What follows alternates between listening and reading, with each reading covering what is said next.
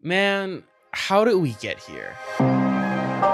It seemed not so long ago that Southeast Asia was on this upward trajectory. As Mr. Marcos steels himself for a life in exile, people power has taken over his beloved Malaka Liang.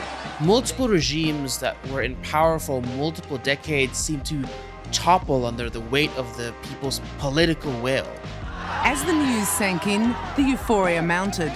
The dictator was gone. President Suharto is history. It looked like there was a chance for reform, for democracy, for Southeast Asia to be led by Southeast Asian people. At a park in Kuala Lumpur, supporters of the opposition alliance gathered as counting began. 61 years of continuous rule by the same party could be coming to an end. But then... In 24 hours of political turmoil in Malaysia, the government is in limbo with Prime Minister Mahathir Mohamad resigning. In Thailand, a military-backed government is battling young protesters who want a proper democracy.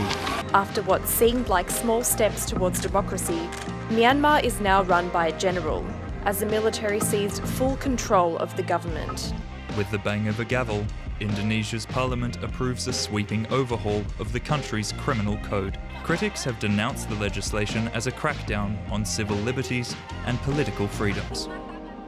It's like we looked away for 1 second and all the progress just ground to a halt. And in some places, it's even moving backwards. How did everything go so wrong so quickly? Was I just paying attention to the wrong things at the wrong time? So I ended up looking at media freedom and the state of media workers in Southeast Asia. Because if I only pay attention to things when something big and atrocious happens, am I actually getting an accurate trend of what's happening on the ground? I wanted to find out what happens to media in Southeast Asia when I wasn't looking. In between the passing of big legislations or even the atrocities that happens to media workers. In talking to a researcher and a community organizer in New Narrative. Hello, I'm Wai Liang Tham. I'm Rifqi Muzakki, better known as Raja, the Freedom of Expression researcher. I'm the Civic Participation Coordinator at New Narrative, and I specifically handle the Media Freedom Network, or the MFN. I would come to learn this new way of looking at media work in Southeast Asia. But beyond that, I would learn about how this new way of looking at media work actually feeds back into change. About how media workers can come together to affect change and forge their own path. So let's take a look at New Narrative's Media Freedom in Southeast Asia project.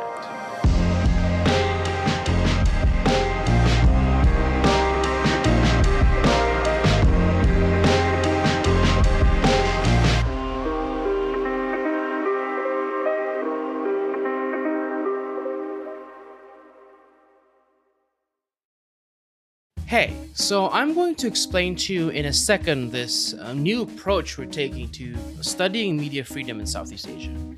But first, let's address the elephant in the room. One of the drawbacks of profit-driven media is that it has to go after big, catchy headlines. More clicks means more engagement, means more profit. Not to mention that there's just so many things happening out there. There's so much news that we can hardly catch up sometimes. I know I do. Personally, I feel like my lizard brain just latches on to like the scary and the catchy and the downright apocalyptic. That's why we hear about the arrests and the killings, but maybe we don't really know what happens in the everyday lives of media workers.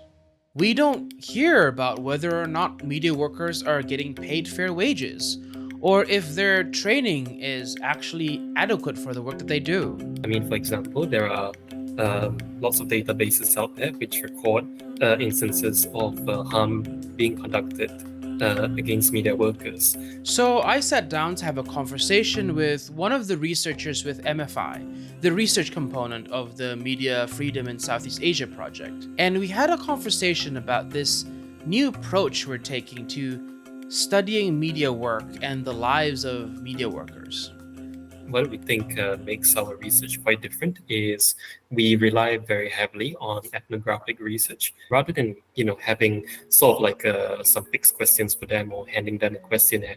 It's very much about having conversations with them and also how they narrate their experiences. Because as it turns out, there's a lot of information that we can gather from our research participants when they set up quite organically to tell us about their work. The act of centering marginalized voices in media work can show us not just the state of the workers themselves, but also the structural issues that affect media work itself. So by focusing very heavily and focusing significantly on the work that they are doing, by the experiences that they have, we hope to problematize a lot of general conceptions about what sort of challenges face media workers in the Southeast Asian context. Typically, when we read or conduct research, we do it with the assumption that the researcher is entirely objective, that they have no stake in the thing that they're researching, that research is a purely information gathering exercise. But is this really true? I think it's a bit of a myth that your research can be purely objective, that it can be that can report the world as it is, because when it comes down to it, we are the researcher is the one has a particular position in the world, and that position is always ever shifting. It's influenced by who they speak to, who they read, what they read, what they're consuming. Here, Wai Liang raises a very important point. While information gathering can be a conversation, the researcher more often than not arrives at their conclusion unilaterally. And what you get out of it is, you get your research data. You might go some way towards completing a report and therefore completing necessary tasks on your side. But it's also very much a matter of thinking about so what does the other person, the research participant, get out of it? Shouldn't the researcher, someone who is observing from outside of the system, really be the final authority on what goes on inside the system that they're observing? That's also part of the reason why we call them participants, because they are very much involved in the co-creation of knowledge. I mean, just think of the times you've misinterpreted a conversation. When the focus of your research is to understand and help a community, shouldn't that community have a say in what the conclusions of your research are? We don't really just want it to be like, hey, can you tell us what's wrong with our data? Is there anything that we're missing? But we also very much want to sit down and discuss the findings in the form of focus group discussions and to figure out if there's anything at all. Let's say, for example, how we can campaign better for policies. So if there's any under-reported or under-researched areas of where media workers are suffering from difficulties, these are where we want to try and brainstorm discussions on how we can actually improve the process for these folks. It is important to understand that the process of research is not straightforward. It is a collaborative process that goes back and forth. It may lead you nowhere, or there's an epiphany that shows up maybe halfway through, and you've got to figure out how you are going to account for it. And so here we are.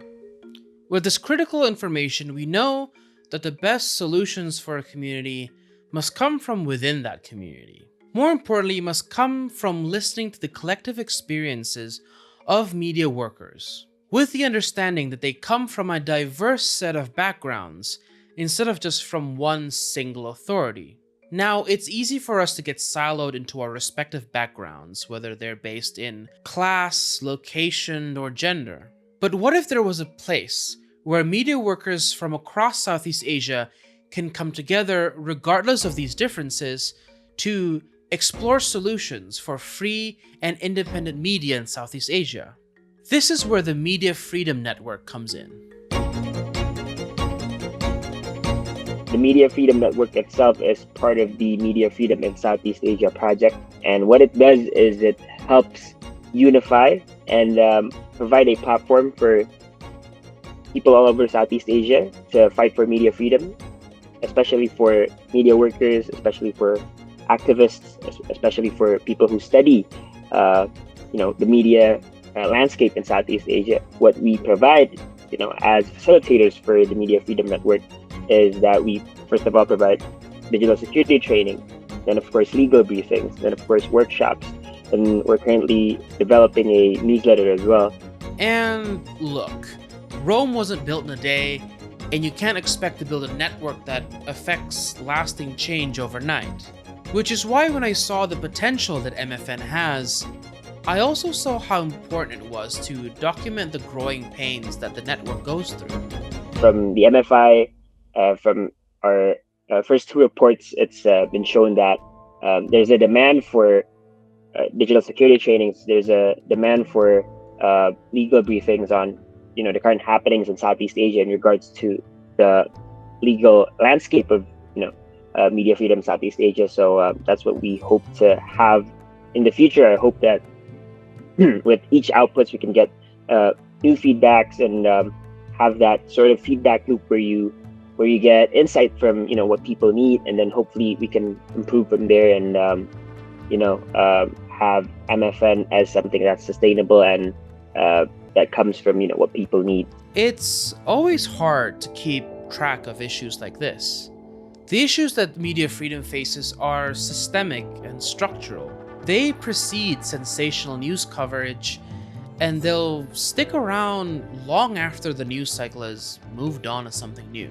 But if you're like me, and you're serious about media freedom in Southeast Asia, you can go to newnarrative.com/media freedom. Here you can find the reports that we've compiled, and you can even join the Media Freedom Network, and you'll be able to receive our newsletters and be notified about our upcoming events.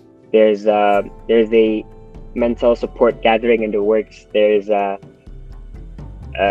finance sustainability workshop for media, for small media, homeless media organizations. That's in the works as well. So hopefully, we can have a lot more organic outputs that, come from members. We have to remember that media work occupies a very important place in our democracy.